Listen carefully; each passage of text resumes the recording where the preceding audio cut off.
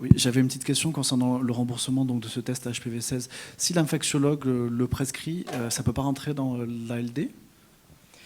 Actuellement, non. Alors, je sais qu'à Bordeaux, par exemple, les laboratoires passent sur un HPV-16 du col, font cette cotation, donc font un peu des déviances, mais normalement, aujourd'hui, c'est pas remboursé. D'accord. Et j'avais juste une deuxième question. On n'en a pas trop parlé, mais la vaccination HPV pour les personnes qui dépassent l'âge légal autorisé, on sait que à Paris, par exemple, certains médecins militants et certains pharmaciens militants le remboursent. Moi, par exemple, je l'ai fait à 41 ans et j'ai rien payé. Voilà, qu'est-ce qu'on pense de ces pratiques? Qu'est-ce que vous préconisez? Voilà. C'est vrai qu'effectivement, alors moi j'ai pas tout à fait les réseaux, mais je vois bien que les patients qui reviennent me disent finalement moi j'ai rien payé, donc effectivement je pense qu'il y en a pareil qui s'arrangent, je sais pas trop comment. Après c'est un vrai débat aujourd'hui sur la vaccination.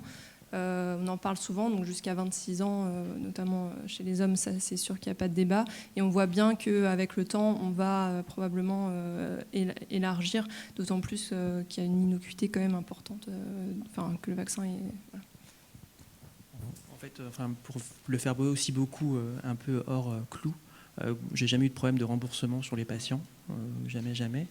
Clairement, l'âge de la vaccination, là, c'est jusqu'à l'âge de 26 ans, comme l'a dit Anne, chez la HSH, mais clairement, là, ça va, sur les prochaines recommandations, ça va être pour tout le monde jusqu'à l'âge de 26 ans. Au-delà de 26 ans, le problème, c'est qu'on a assez peu de données et surtout, on ne sait pas si ça fonctionne. Sur les cohortes suédoises, notamment, alors c'est pour le col, c'est pas pour l'anus, et donc c'est pas les mêmes populations. En tout cas, pour les femmes sur le col, clairement, avant tout rapport sexuel, clairement, ça marche, c'est là où ça marche le mieux. Et entre 20 et 30 ans, on a un petit bénéfice, mais c'est un petit bénéfice. Et plus on s'approche de 30 ans, plus ce bénéfice, finalement, il se rapproche du non-bénéfice de ne pas avoir été vacciné. Donc après 30 ans, c'est difficile de savoir s'il y a vraiment un effet ou pas. Ça marche. Bon, merci à tous, c'était très intéressant. Moi, j'ai plusieurs petits points, je ne vais pas monopoliser trop longtemps. Mais finalement, à vous entendre, je me dis qu'il faudrait peut-être qu'on sollicite un peu plus les patients eux-mêmes. Là, on a évoqué l'autoprélèvement, les vaccinations, parce que, en tout cas, dans les patientes qui vivent avec le VIH, quand même des gens qui sont dans une maladie chronique, qui sont beaucoup déçus, ils sont très à cœur de faire ce qu'il y a à faire, globalement. Et je pense qu'il faudrait réfléchir à ces autos. On ne peut pas, des proctos, nous on en a eu notre service pour 4500 personnes, donc c'est pas possible. Donc tout est insuffisant. En revanche, réfléchir à tout ce qui est auto, même, voilà, est-ce que je me suis vaccinée, HPV, etc. Je pense que c'est bien et j'aime bien l'idée du test HPV-16. J'ai pas compris, il existe tout seul? Non, il n'existe pas tout seul. Non, aujourd'hui, les kits habituellement ça, utilisés rendent HPV-16 et HPV au risque. C'est-à-dire qu'il faut que, quelque part, le biologiste il cache une partie du résultat. Ou que le fabricant fasse que du 16. Voilà. Il y a du business. Donc voilà, ça c'était une réflexion et peut-être justement à construire, en tout cas une étude de faisabilité. Je ne sais pas s'il y a des études en France, mais après tout, ici, c'est un réseau, Conservi, HPV, etc. Peut-être à construire quelque chose sur l'implémentation de l'auto-dépistage, parce qu'on est quand même, franchement, en France, quand je vois... moi, je suis dans les guidelines, pas de cancer, mais européen, c'est beaucoup plus... voilà. La deuxième, j'en avais une réflexion, mais tant pis.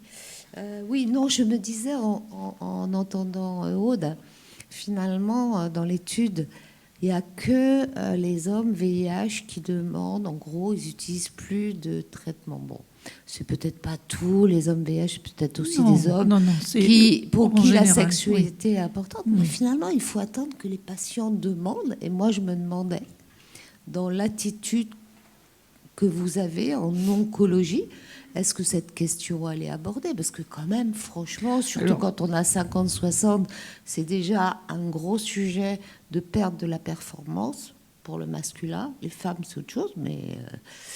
et finalement, de nier ce sujet, en gros, c'est un peu le débat d'aujourd'hui, voilà, la sexualité, c'est quand même une part Alors, importante de la elle vie est de toujours chacun. abordée, hein, puisque ces malades sont vus par les urologues Donc et ou les radiothérapeutes. Vous proposez des Et on produits. leur propose après les alternatives et de les aider après soit le geste chirurgical, D'accord. soit après la radiothérapie, où les symptômes surviennent un petit peu plus tard, hein, puisqu'il y a une fibrose qui se crée après la radiothérapie. Et il y a une éducation, et en général, ils sont aidés. Alors, tous ne sont pas demandeurs. Il y en a certains, il faut le savoir, refusent les prises en charge, par exemple chirurgicales ou de radiothérapie, parce qu'ils veulent conserver leur sexualité. Donc on a des profils tout à fait différents, et les urologues sont confrontés à tous ces hommes qui vont avoir un avis, une situation, un âge différent. Et l'objectif est effectivement de les aider. Il y a de plus en plus d'oncologues, sexologues qui sont présents dans les structures pour aider ces malades, pour les accompagner. Il y a des traitements médicamenteux, il y a des injections intracaverneuses, il y a des possibilités et ces malades sont en général aidés, bien sûr.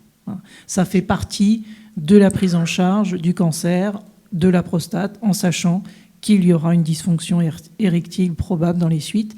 Il y a aussi des techniques chirurgicales qui permettent de conserver ce qu'on appelle les bandelettes neurovasculaires, qui sont les bandelettes où il y a les nerfs qui passent. Et pour certains cancers, les chirurgiens peuvent conserver ces bandelettes pour conserver les érections. Voilà, donc il y a pas mal de choses qui sont faites. Là, c'était les données d'une assurance américaine qui avait observé effectivement qu'il y avait les malades porteurs du HIV qui étaient plus demandeurs de traitement que ceux qui n'étaient pas porteurs du HIV. Voilà, c'était une constatation. Mais je crois que toutes les populations, quelles qu'elles soient, sont variables et sont demandeuses effectivement de conserver la sexualité. Oui, j'ai juste 2 remarques pour les études effectivement sur la vaccination au-delà de l'âge de 26 ans. C'est vrai qu'il y a eu beaucoup plus sur le col que sur l'anus, mais c'est vrai que toutes les études sont soit pas suffisamment puissantes parce que c'est pas toujours des études randomisées, et puis parfois c'est des études qui utilisaient des vaccins quadrivalents et pas non-avalents. Donc ça fait quand même une grosse différence et je pense que c'est important de prôner et d'atteindre encore des résultats d'études complémentaires qui donneront certainement des résultats plus fiables, j'allais dire.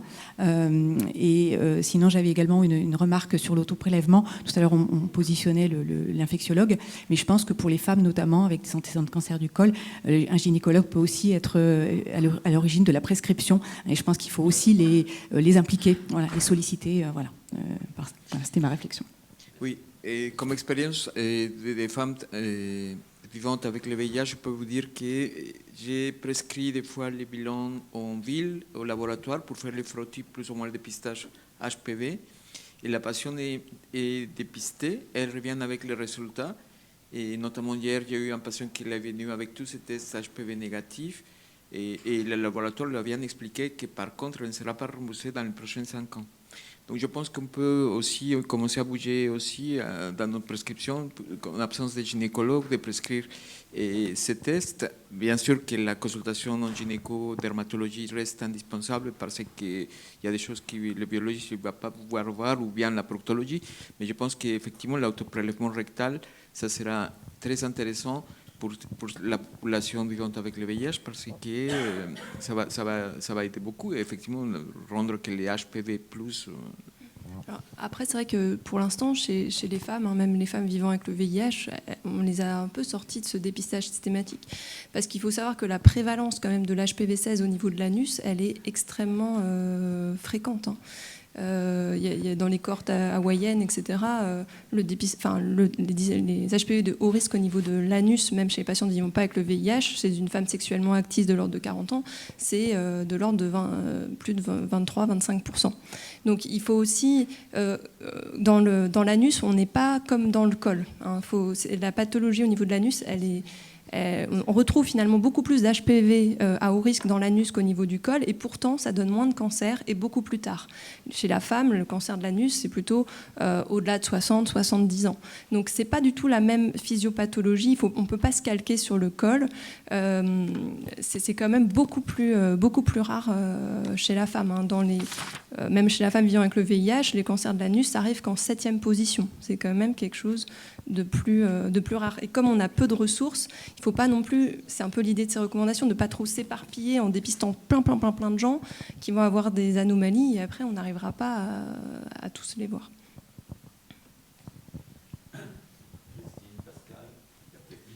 Bon, bah alors, désolé Pascal. Je voulais simplement apporter une information. En fait, avec Isabelle Etiennet, donc, que vous connaissez bien, de la Société française de proctologie, et une interne de Clermont, on a créé, justement pour permettre aux patients d'être autonomes dans sa prise en charge, une application qui s'appelle iDoc et qui est maintenant complètement disponible. Et je vais vous mettre des petits flyers sur une table. Vous pourriez donc donner à vos patients les QR codes. Et vraiment, c'est une application qui est super. Et voilà, une information en tout cas pour diffuser l'information sur ce que c'est qu'un examen proctologique et quel est son suivi avec effectivement l'arbre de Clifford et trouver un proctologue près de chez soi. Voilà. Une petite question d'organisation pratique. J'ai compris que les cancers de la vulve, le dépistage était fait par les dermatologues. Parce que nous, nos patientes, elles ne vont jamais chez le dermatologue. En fait, je ne sais pas s'il y a un gynéco dans la salle, parce que c'est toujours intéressant d'avoir aussi un gynécologue. En fait, alors, je sais pas du tout pour cracher sur les gynécos, parce qu'il y a plein de gynécos qui connaissent très très bien la vulve. Le problème, c'est que, en fait, souvent, ils regardent le col. Ils vont très vite sur le col et ils ne regardent pas forcément les lésions vulvaires et la peau vulvaire. Et en fait, donc que ce soit pour les lésions de haut grade, HPV ou même les mélanomes vulvaires, en fait, souvent, c'est des patientes qui ont déjà vu un gynécologue que nous, on voit parce que la lésion évolue et que la dame trouve ça bizarre. Elle a déjà eu un parcours en fait, où elle a déjà vu un gynéco et qui a dit votre col est bien. Et donc, c'est un travail qu'on fait beaucoup, hein, nous, les dermatos, en lien avec la Société française de coloproctologie et de maladies vulvaires, justement pour former les gynécologues à ça, en disant s'il y a une lésion vulvaire, il faut vous mettre en cheville avec un dermatologue, ou il faut apprendre à les biopsier, parce que souvent en plus ils ont peur de biopsier les lésions cutanées, alors qu'ils n'ont pas du tout peur de biopsier un col. Moi ça me terrorise de biopsier un col, mais par contre j'ai aucun problème à biopsie de la peau. Voilà, donc c'est plutôt ces interactions-là qu'on a. Et donc oui, c'est quand même bien un moment de montrer vos patients à un dermatologue qui doit vraiment vous notifier dans son compte rendu, et le patient doit vous le dire qu'il a regardé partout. Parce que pareil, nous on a des dermatos, pas pour cracher sur ma paroisse, mais qui ne regardent pas les organes génitaux. Et on en discutait hier avec un des médecins du service, où j'ai un patient qui a été voir son dermato, et le dermato a dit « mais moi je ne regarde pas cet endroit-là ». C'est quand même un peu compliqué quand on est dermatologue.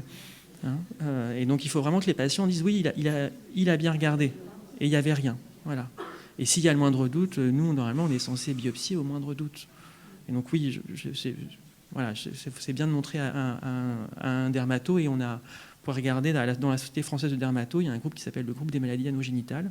On a fait une carte en fait de tous les dermatos spécialisés dans les organes génitaux par ville, par grande ville, et donc à chaque fois où il y a un référent finalement en maladies anogénitales, et c'est valable dans toutes les grandes villes de France.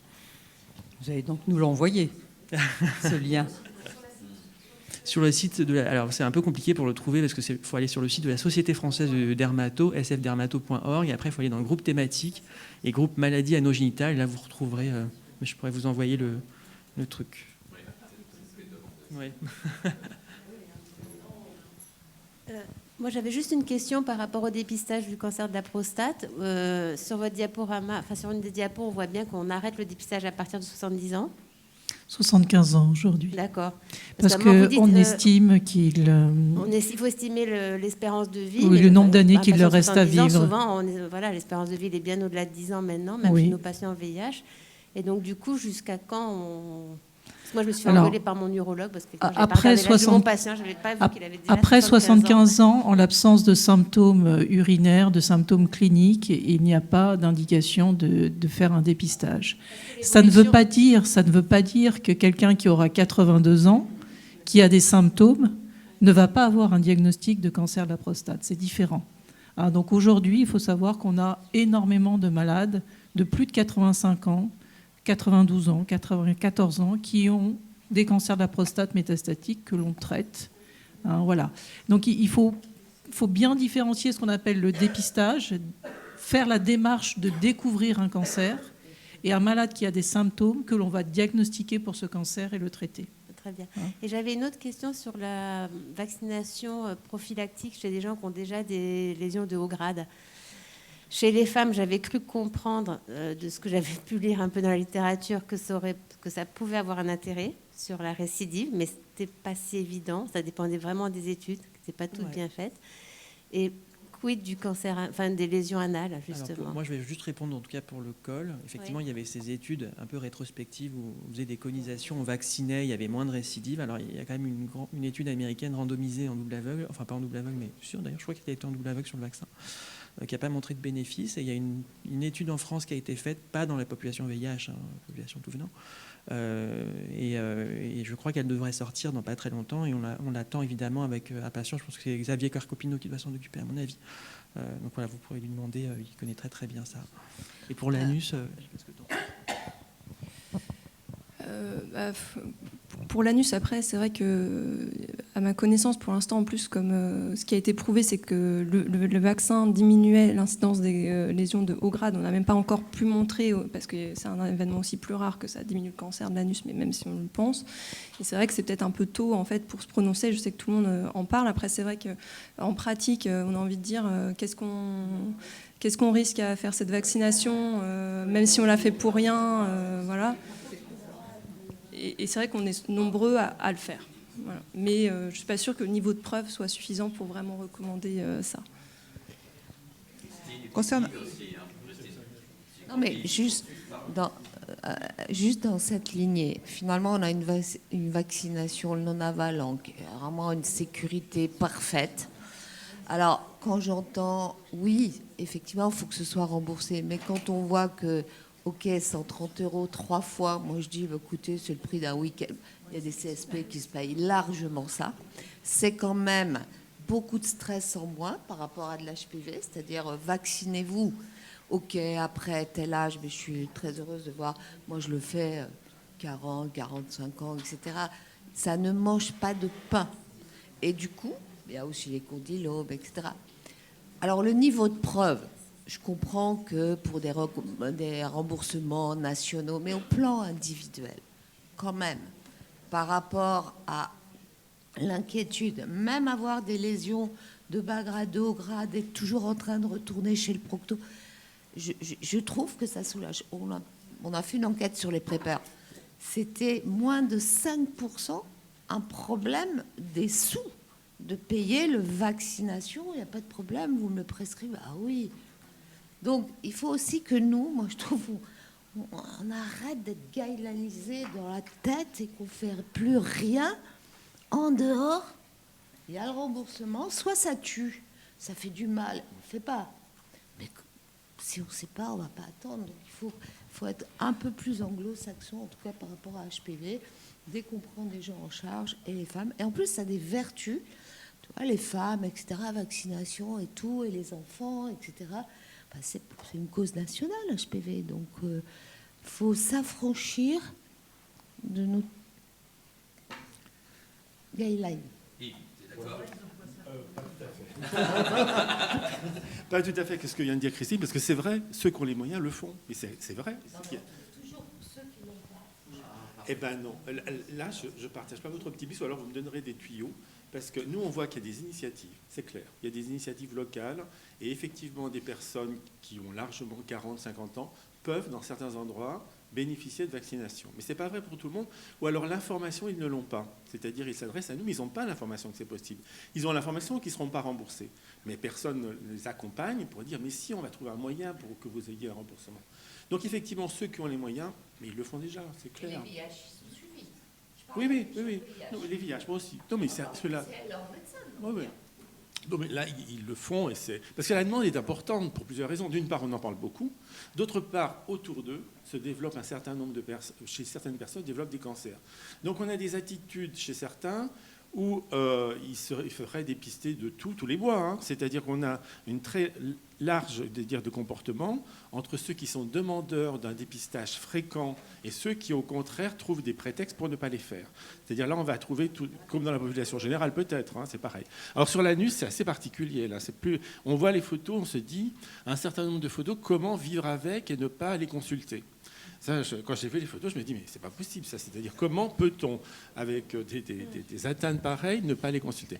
Et nous, ce qu'on entend sur l'anus, parce que c'est comme une localisation assez particulière, c'est qu'un certain nombre... Par exemple, récemment, au téléphone, quelqu'un, parce qu'il était gay, mais uniquement actif, et qu'il avait des symptômes, les traitait d'hémorroïdes. Et effectivement, parce qu'il était actif, c'est-à-dire son explication était, mais enfin, je suis actif.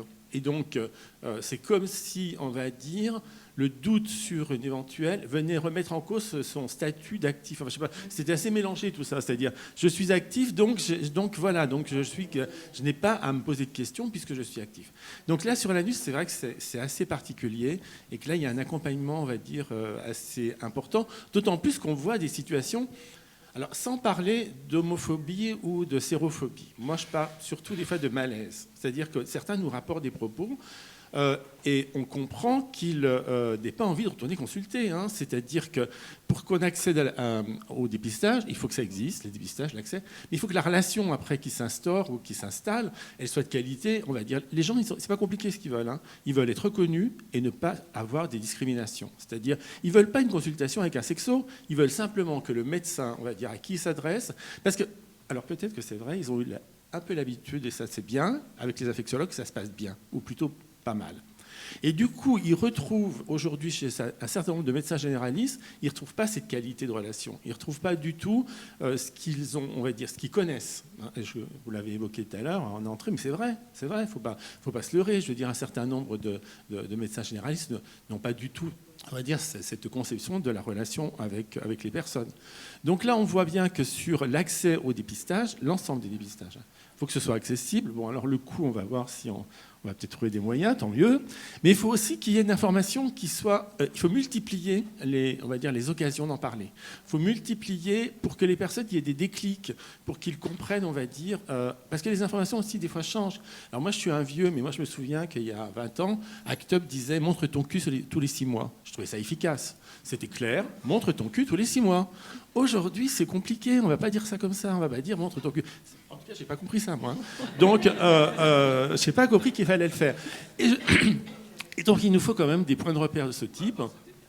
Avant, c'était plus simple. Je ne sais pas si c'était bien, mais c'était plus simple. Hein, c'est-à-dire, c'était simple, voilà, c'était clair. Voilà. Aujourd'hui, c'est plus complexe et ça demande à être accompagné, tout ça. Et c'est vrai que c'est un terrible tabou, hein, ça c'est évident. Hein. Quand on voit des photos comme j'ai montré, je veux dire, ça arrive tellement souvent que les gens attendent tellement longtemps pour pouvoir montrer des choses qui sont vraiment quand même énormes. Et c'est là qu'on se rend compte de le tabou qu'il y a derrière l'anus. Voilà. Et c'est vrai qu'on avait fait une étude avait été faite en médecine générale, où en fait, à tous les patients, ils avaient eu un questionnaire pour savoir s'ils avaient des symptômes de l'anus. Il y en avait quand même 15% qui avaient des symptômes de l'anus en médecine générale, et ils n'étaient que 2% à consulter pour ça. Et donc la majorité des gens n'en parlent pas, ne consultent pas. Et le problème, c'est que les pathologies de l'anus, c'est aussi des maladies assez complexes. Et les médecins ne sont pas formés à ça. Hein. À l'internat, je ne sais pas si vous vous rappelez, mais il y a 2 items sur hémorroïdes, et puis c'est tout. Et donc, comme les médecins ne connaissent pas, ils sont mal à l'aise. Et donc, eux-mêmes, en fait, dans cette étude, la majorité des médecins généralistes ne regardaient pas, n'examinaient pas. Et en fait, il y a aussi un tabou des patients, mais un tabou des médecins qui sont non spécialistes de regarder et de voir. Donc, et c'est vrai que même dans les gastro-entérologues qui sont censés normalement tous avoir une formation de proctologiste, c'est pas le cas. Et c'est sûr que quand on tombe sur un médecin qui fait tout à fait autre chose et qui, une fois de temps en temps, tombe sur un patient pour un dépistage, oui, je pense que peut-être il n'a pas une attitude adaptée. C'est sûr que les médecins qui pratiquent ça tout le temps, à mon avis, je l'espère, une attitude totalement adaptée pour mettre à l'aise les gens. On est quand même conscient en tant que proctologue que c'est pas un examen classique. Hein, on ne banalise pas. Je crois qu'on sait tous que, surtout, souvent on examine à 4 pattes. On sait que c'est pas banal et que donc on essaye de mettre un peu de forme quand même pour mettre à l'aise les patients et que ça se passe bien. Et en même temps, ça se décomplexe très vite. C'est-à-dire que les patients que vous allez voir, la première fois, ils sont très mal à l'aise. Et puis finalement, au bout de 2 ou 3 consultations, si vous devez le voir régulièrement parce que vous les avez opérés ou quoi que ce soit, la gêne, elle passe tout de suite et finalement, tout est descendu. Voilà. Bien sûr. Alors, ce serait juste un autre exemple. La journée s'appelle sexualité, donc parler de sexualité, c'est parler de pratique, c'est parler de jeu, c'est parler de désir, c'est parler de... Et ça, c'est vrai que, vous l'avez dit, je crois que... Alors, soit ils n'ont pas le temps, les médecins, soit ils sont mal à l'aise parce qu'ils sont sur un territoire qu'ils connaissent mal, et... Moi, je trouve que les affectiologues ont plutôt, ces dernières années, ont fait des gros progrès, avec des questions très simples. Mais ils ne font pas des entretiens, on va dire, mais ils prennent en compte cet aspect-là. Et donc, ils invitent la personne dit oui, la personne dit non, après, c'est autre chose. Hein. Mais ils invitent la personne à s'exprimer et à pouvoir profiter de cet espace-là, hein. Ça, c'est sûr. Et je reviens juste sur ce que vous disiez avant. Effectivement, c'est pas parce qu'on n'a pas de rapport anneau qu'on ne peut pas avoir de problème d'HPV anal. Donc ça a été clairement montré. Hein. On retrouve bien plus si on fait des dépistages, par exemple chez les femmes, anus et col, tout le temps, on va voir qu'on va retrouver beaucoup plus d'HPV dans l'anus qu'au niveau du col. Donc en fait, comme si finalement l'anus était le réservoir de l'HPV. Et chez les femmes qui n'ont pas forcément des rapports anneaux, on a des cancers de l'anus. Donc vraiment, il faut se sortir de l'idée que le cancer de l'anus vient des rapports anneaux. Hein. C'est pas du tout ça. Ça, c'est quelque chose qu'il faut se sortir de la tête. Je pense qu'il faut un peu, des fois, aussi désexualiser probablement tout ce qui est lié à l'HPV, quoi. Ça, c'est une notion extrêmement importante parce que, en fait, depuis longtemps, on dit que l'HPV, en fait, c'est atteint toute la sphère anogénitale. C'est un virus qui diffuse énormément à travers la muqueuse. Et donc, c'est très important ce que vous avez démontré, effectivement, avec Joanne. Le fait qu'en effet, quand on a un HPV dépisté d'un côté, si je puis me permettre, il faut effectivement aller voir de l'autre. Parce qu'en fait, il traverse les muqueuses. Et c'est aussi important, bien entendu, ce que tu as dit, Joanne, sur le fait que souvent, vulve et vagin, on laisse tomber, alors que pas du tout. Hein, il est aussi dans les muqueuses et qu'il ne faut pas négliger, effectivement, cette zone-là. J'avais après je te passe la parole, j'avais deux questions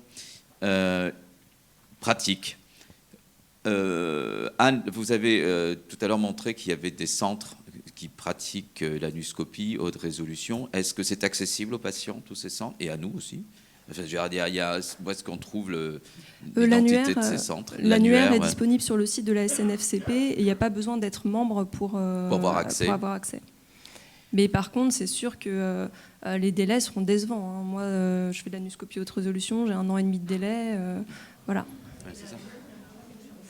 Attends. Alors, l'anuscopie haute résolution, si vous voulez, en plus, je crois que tout le monde n'est pas complètement convaincu que c'est complètement indispensable, même si les études le montrent de plus en plus. Mais en fait, ça permet, quand il y a des lésions de dysplasie de haut grade de l'anus, il y en a une partie qui se voit, c'est-à-dire que c'est des lésions, comme tu as pu le montrer au niveau de la vulve, voilà, des lésions qui se voient à l'œil nu. Donc celles-là, bon, il n'y a pas besoin d'une anuscopie haute résolution pour les voir. Mais on sait qu'il y a une partie des lésions de dysplasie de haut grade qui sont invisibles à l'œil nu. C'est à peu près 60%. Mais en fait, on n'a pas bien différencié quelle était l'histoire naturelle de ces lésions. C'est-à-dire, est-ce que des lésions microscopiques invisibles à l'œil nu, finalement, finissent par devenir macroscopiques et donc finalement, on les verra quand même au bout d'un moment avec une anuscopie standard? Est-ce que ces lésions de dysplasie de haut grade invisibles à l'œil nu, est-ce qu'elles évolueraient quand même peut-être moins vite vers le cancer? On ne sait pas. Puis, on n'est pas non plus du tout dans le col. Hein. Ça veut dire que quand on a une lésion de dysplasie de haut grade de l'anus, le risque d'évolution vers le cancer n'est que de 1% par an. Et en plus, il y a des régressions spontanées. Donc en plus, il y a la question de se dire, est-ce qu'on n'est pas en train de faire un surdépistage et un surtraitement? On va traiter combien de lésions de dysplasie de haut grade de l'anus pour éviter un cancer? Voilà, il y a aussi ce questionnement-là qui fait que l'adhésion à l'anuscopie haute résolution, elle est limitée chez les praticiens. Et c'est vraiment, en fait, peut-être, c'est long de se former et c'est aussi fastidieux, hein, parce qu'on est très mal installé pour faire cet examen. Voilà. Alors ça progresse, hein, on voit bien que ça devient quelque chose dont on ne peut plus passer à côté. Et que, d'ailleurs, c'était un peu aussi l'idée de ces recommandations de mettre l'anuscopie haute résolution un peu au centre de la prise en charge, alors qu'on savait qu'on ne pouvait pas vraiment le faire, pour qu'on se rende compte que c'est important, pour qu'il faut qu'on s'y mette, pour qu'il y ait des remboursements de l'acte, etc. Il y avait aussi cette idée-là derrière. Et en fait, deuxième question, mais qui concerne, parce qu'on a des imminents infectiologues ici, pour faire régulièrement des topos avec Marianne auprès des associations, et en particulier récemment auprès d'Action Traitement, Yves. J'ai encore un patient qui est venu me voir, qui n'a pas de cancer, heureusement, il y a 2 jours, pour que je le vaccine contre l'HPV parce qu'il avait des lésions prénéoplasiques. Donc j'aimerais bien qu'aujourd'hui... donc j'aimerais bien qu'aujourd'hui, voilà, il soit clairement établi. Est-ce que oui, les infectiologues, vous poussez à cette vaccination prophylactique secondaire, si je puis dire, ou voilà. Parce que après le coût, il y a un dermato qui est présent, il va te répondre. Le coût est une chose, mais. Non, on m'a pas dit que. Non, mais moi, c'est une question d'équité, hein, c'est pour ça. Hein. Voilà. Vas-y, Johan. Non, alors, effectivement, donc, tu travailles avec l'un des grands spécialistes de ce vaccin actuellement en France, effectivement, qui lui est très sur les recommandations, mais aussi parce qu'il est en ce moment très avec l'HAS, il faut le dire. Et donc, effectivement, lui, il a des protocoles là-dessus, donc il bloque cette prescription un peu de manière pirate. Voilà, notre gentil Seb.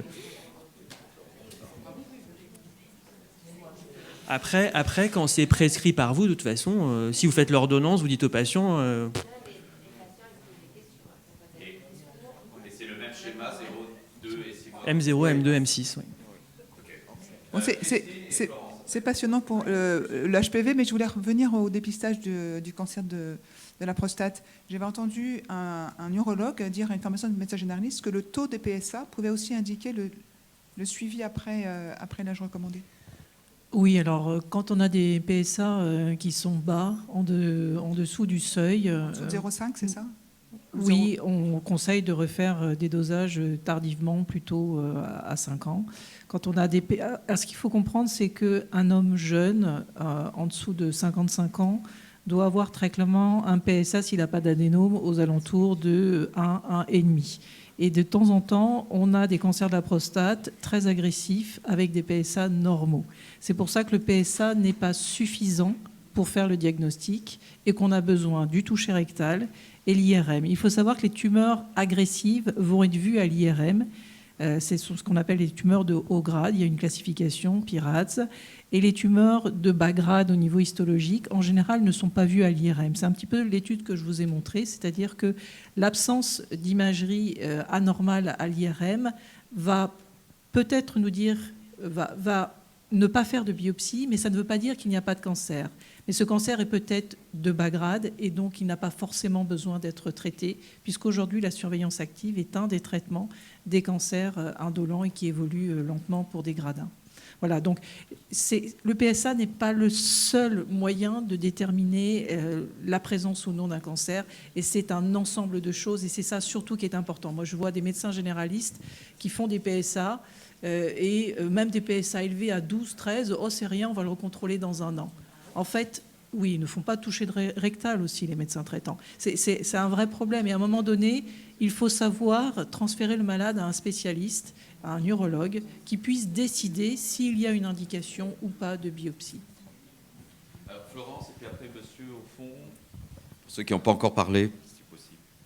Oui, bonjour, Florence Thune de SIDAction.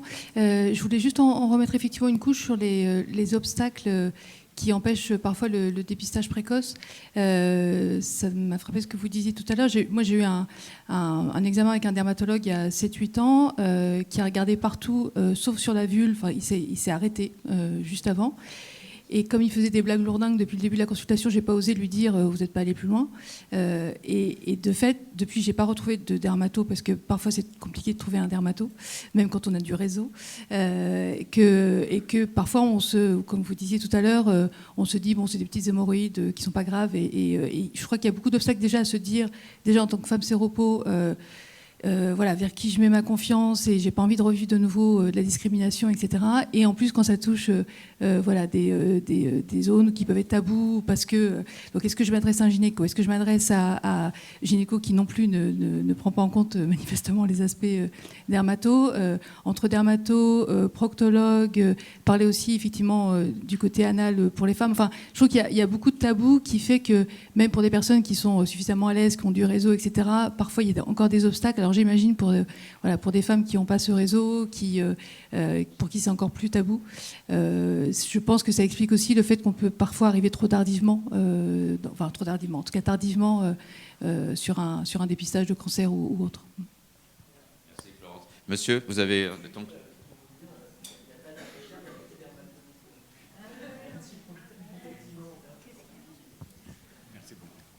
Et, bonjour, Victor Galarraga de l'association Envie à Montpellier.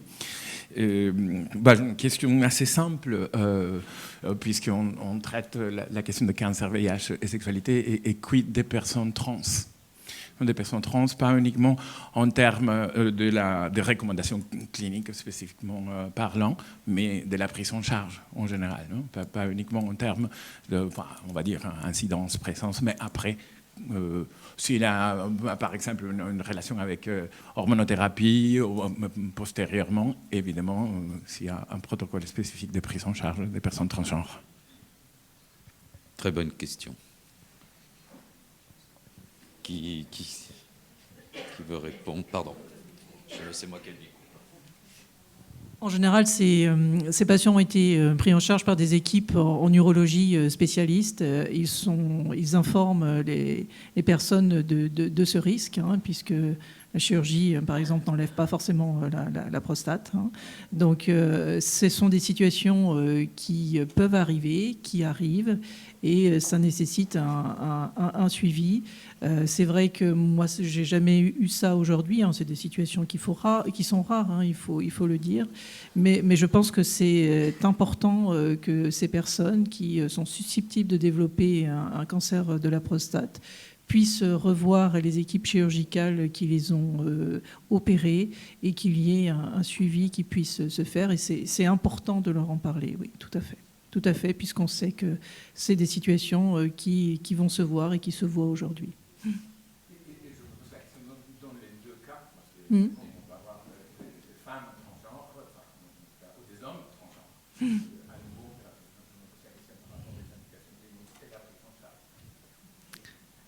De toute façon, c'est les hommes transgenres qui pourront avoir un risque de tumeur de la prostate. Les femmes transgenres n'ont pas de prostate et on ne va pas leur en greffer une, donc l'inverse. Donc, ça ne sera pas le même suivi. Voilà. C'est vrai que pour les personnes trans, donc vous savez qu'actuellement, la prescription d'hormonothérapie va être très largement ouverte prochainement, là, notamment dans les Cégides. Et c'est une très bonne question parce que ça va être toute cette gestion-là où nous, sur les Cégides, on va devoir faire très attention, on va devoir se mettre vraiment en cheville avec les endocrinologues et les urologues parce qu'en fait, on ne connaît pas du tout, clairement. Donc là, c'est une mission que nous a rajoutée sur les Cégides, la prise en charge des personnes trans, qui est une mission extrêmement importante et nécessaire, évidemment. Mais la filière et comment s'en occuper, parce qu'on est toujours très volontaire pour bien s'en occuper, mais il faut bien s'en occuper, il ne faut pas qu'on fasse de conneries. Et effectivement, dans le futur, c'est une vraie question que je pense qu'il va se poser. Oui, parce qu'on pourrait parler pendant des heures de ces sujets et puis on va reparler de plein de choses dans la suite. On va peut-être faire la petite pause, voilà, tous pour aller prendre un petit café. Voilà. Merci à vous trois déjà pour ces topos. Merci à Yves pour l'accompagnement. Merci à vous pour les questions. Et puis on se retrouve dans un petit quart d'heure pour la suite du programme. À tout de suite.